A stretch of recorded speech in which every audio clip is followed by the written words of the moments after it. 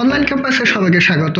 গত ক্লাসে আমরা শিখছিলাম যে ফিজিক্স কেন কঠিন বা ফিজিক্স কিভাবে পড়া উচিত। আজকে আমরা জানবো ফিজিক্সের কোন দিকটা আমরা সবচেয়ে বেশি ইগনোর করি বা অবহেলা করি।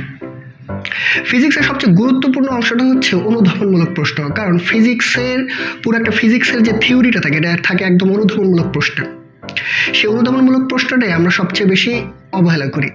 অন্যান্য সাবজেক্টের অনুধাবনমূলকের থেকে ফিজিক্সের অনুধাবনমূলক প্রশ্নের ক্ষেত্রে আমরা অবহেলাটা বেশি করি। কেন? আমরা হিসাব করি, কারণ ফিজিক্স একটা গাণিতিক সাবজেক্ট, এই জন্য ফুল মার্কস পাওয়া যায়, বিশেষ করে গ ঘ নাম্বারে। তো গ ঘ নাম্বারে আমরা 4 আর 3 7 পাই, তারপর হচ্ছে জ্ঞানমূলকে 1 8। আর এই কারণে দেখা গেছে যে আমরা অনুধাবনমূলক প্রশ্নটাকে একদম ইগনোর করি। কিন্তু পুরো ফিজিক্সকে বুঝতে হলে অনুধাবনমূলক প্রশ্নটার দিকে আমাদের জোর দেওয়া উচিত। এমনকি গ ঘ প্রশ্নের ক্ষেত্রেও অনুধাবনমূলক প্রশ্নগুলো পরোক্ষ বা প্রত্যক্ষভাবে কাজে লাগে। কিভাবে সেটা আমরা আজকে দুইটা উদাহরণের মাধ্যমে শিখব। উদ্দীপকে দেওয়া আছে 196 উঁচু একটা দালানের ছাদ থেকে একটি বলকে 49 মিটার পার সেকেন্ড বেগে খাড়া উপরের দিকে নিক্ষেপ করা হলো। ঠিক একই মুহূর্তে দালানের নিচ থেকে অপর একটি বলকে 98 মিটার পার সেকেন্ড বেগে খাড়া উপরের দিকে নিক্ষেপ করা হলো। এখন অনুধাবনমূলক প্রশ্নে আসছে নিক্ষিপ্ত বস্তু সর্বোচ্চ উচ্চতায় বেগ শূন্য হলেও ত্বরণ থাকে কেন? আচ্ছা, আর গ অথবা ঘ নং প্রশ্নে আসছে যে ছাদ থেকে নিক্ষিপ্ত বলটি যখন তার সর্বোচ্চ উচ্চতায় পৌঁছাবে ঠিক সেই মুহূর্তে বল দুটির মধ্যকার দূরত্ব কত হবে?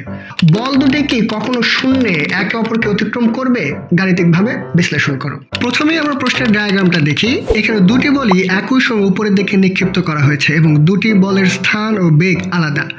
প্রথম বলটি সর্বোচ্চ উচ্চতায় যাবে এবং এই মুহূর্তে দ্বিতীয় বলটি যে উচ্চতায় যাবে সেখান থেকে প্রথম বস্তুটির দূরত্ব কত?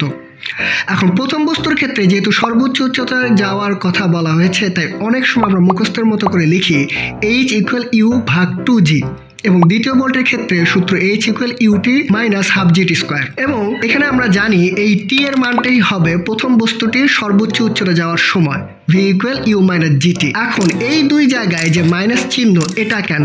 এই কেনই হলো অনুধাবনমূলক প্রশ্ন।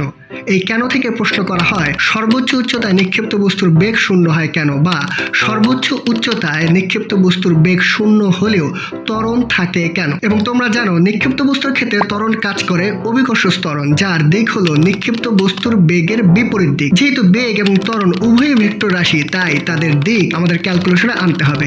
এবং ত্বরণ নিচের দিকে কাজ করার জন্য বেগের মান কমতে থাকে, আর কমতে কমতে শূন্য হয় এবং বস্তুটি আর উপরে না গিয়ে আবার অভিকর্ষ ত্বরণের কারণে নিচে পড়তে থাকে। আর এই কারণে সর্বোচ্চ উচ্চতায় নিক্ষিপ্ত বস্তুর ত্বরণ শূন্য হয়।